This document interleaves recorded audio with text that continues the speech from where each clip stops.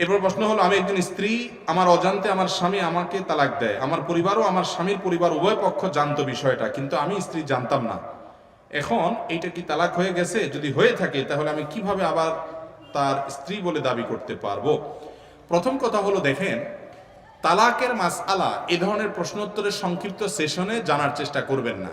তালাকের মাসআলা জানার জন্য এলাকায় দক্ষ কোনো আলেম, মুফতি, মাদ্রাসা যেখানে ফতোয়া বিভাগ আছে এরকম কোনো জায়গায় গিয়ে লিখিতভাবে বিস্তারিত জানিয়ে তারপরে তালাকের মাসআলা নেবেন। কারণ তালাকের মাসআলা অনেক ফাঁক ফোকর থাকে।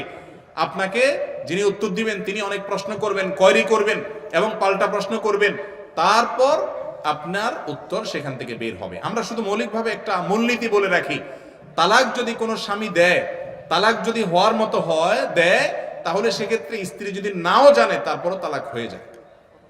এখন কথা হলো, স্ত্রীকে স্বামী তালাক দেওয়ার পর আবার স্বামী হিসাবে ওই স্ত্রী ওই পুরুষকে গ্রহণ করার সুযোগ আছে কিনা? উত্তর হলো, তালাকটা যদি এমন তালাক দেয় যে তালাকটা প্রত্যাহার যোগ্য তালাক, যেটাকে ফিকহ কিতাবের ভাষায় তালাকের রাজিঈ বলা হয়, তাহলে সেক্ষেত্রে আবার তার স্বামী স্ত্রী হিসাবে ঘর করতে পারে।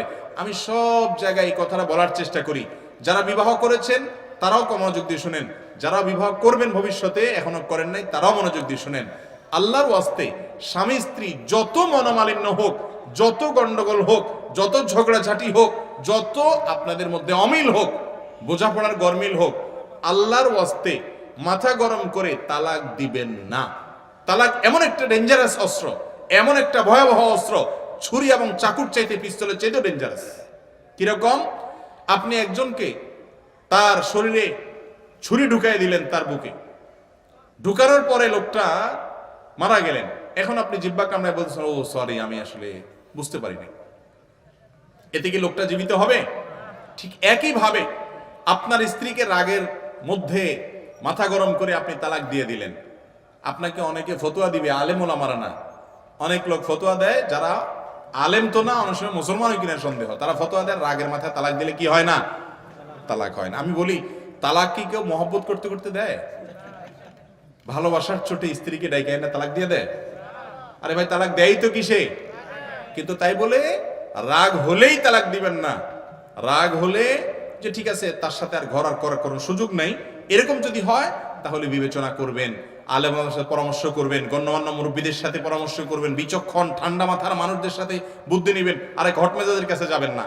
এরপর ধীরে ধীরে 2-4 জনের বুদ্ধি নেবেন, দক্ষ একজন আলেমের কাছে যাবেন। তারপরেও যদি তালাক দেওয়ার ডিসিশন নিতে হয়, একজন আলেমকে বলুন, হুজুর কিভাবে তালাক দিলে সুন্নত সম্মত তালাক হবে সেইভাবে দিবেন। যদি দেন তাহলে আবার কোনো কালে যদি দুজন একত্র হতে চান সুযোগ থাকবে। আমার ব্যক্তিগত অবজারভেশন হলো, বেশিরভাগ, আমার মনে হয় 90%-এর বেশি হবে মানুষ তালাক হওয়ার পর একটা সময় এসে বলে, হুজুর আবার একটু মিলে যেতে চাই, আবার একসাথে ঘর করতে চাই, কিন্তু এমন ভাবে তালাক দেয় আর ফিরে আসার সুযোগ থাকে না। এই জন্য ভাইরা আমার, তালাকটা দেওয়ার আগে একজন দক্ষ আলেমের সাথে পরামর্শ দিবেন। রাগ হয়ে গেল আর দিয়ে দিলেন তা না। বেশি ভেজাল হচ্ছে, স্ত্রী বেশি জ্বালাতন করতেছে, আপনার মেজাজ একটু ঠান্ডা করা দরকার, পারলে একটু হালকা একটা ধাক্কা টাক্কা দেন। বুঝতে পারছেন কথা? তাও আল্লাহর রাস্তে তালাক দিয়েন না, তালাক দিয়েন না। এটা খুব বড় ধরনের ছোট লোকই, কথায় কথায় বলে কি দেওয়া। কিছু ছোট লোক আমাদের সমাজে আছে না নাই? কিছু বন্ধু আছে ছোট লোক বন্ধু, এদের মার্কা কি জানেন? কথায় কথায় কাটটি, কথা কথা কি কাটটি। এরকম বেহায়া কিছু দোস্ত আছে, কিছু হইতে না হইতেই কাটটি। আরে ভাই, কত কিছু হবে একসাথে থাকতে গেলে, তাই বলে কথায় কথায় কাটটি তুমি।